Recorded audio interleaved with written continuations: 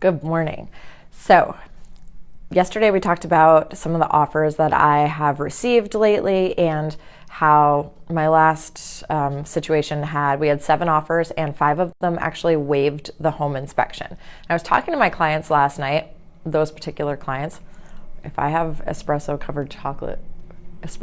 covered coffee beans, chocolate covered espresso beans. Oh my God, I think I need more coffee in my teeth right now.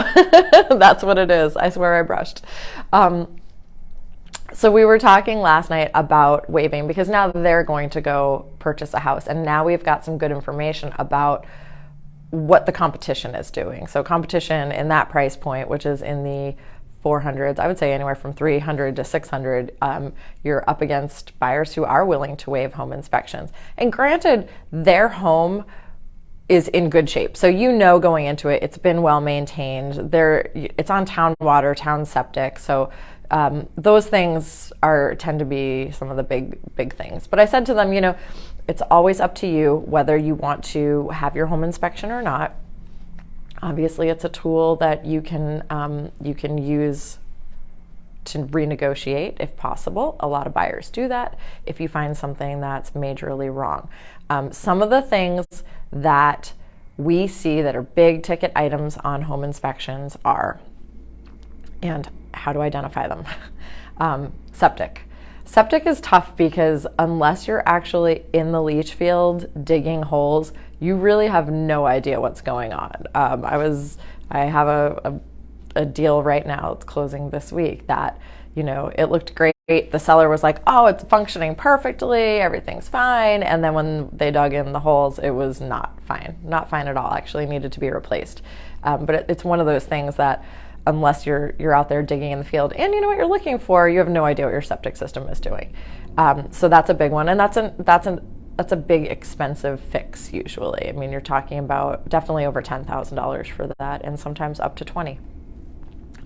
Water quality. So that's another one that it's not something that you don't see it, you can't really tell unless you have it tested. So water quality is a big one. If you find arsenic in the water or radon in the water, those can be big ticket fixes. Discoloration, AKA once it gets tested, we can call it mold, but discoloration in the attic. So attic sheathing. This is almost always due to bad ventilation or bathroom fans dumping into the attic. So it's dumping that moisture into the attic stays warm, and you get discoloration on the sheathing. And then the other big thing is roofs. That's another one. So some things that you can do when you're on a showing to kind of get an idea about those things. Ask if they've, ask how old the septic system is, ask about the leach field, look around. If there's really dark green grass growing on top of the leach field, or if the grass on top of the leach field is taller than all the rest of the grass, that's a sign. That's a little sign that it's getting a lot of nutrients, and grass loves it.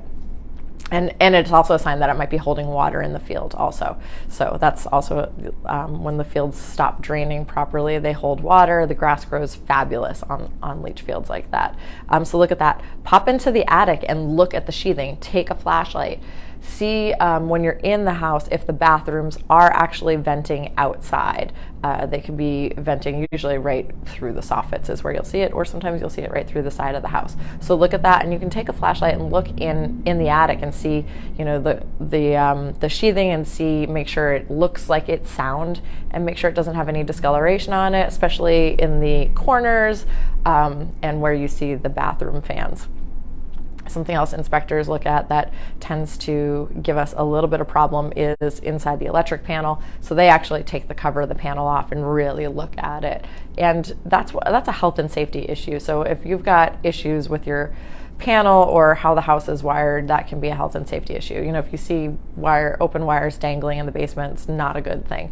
So these are some little flags to look at to make you think, might not want to pass up on a home inspection on this particular property. If you've got any other questions about home inspections, house values, anything like that, shoot me a message.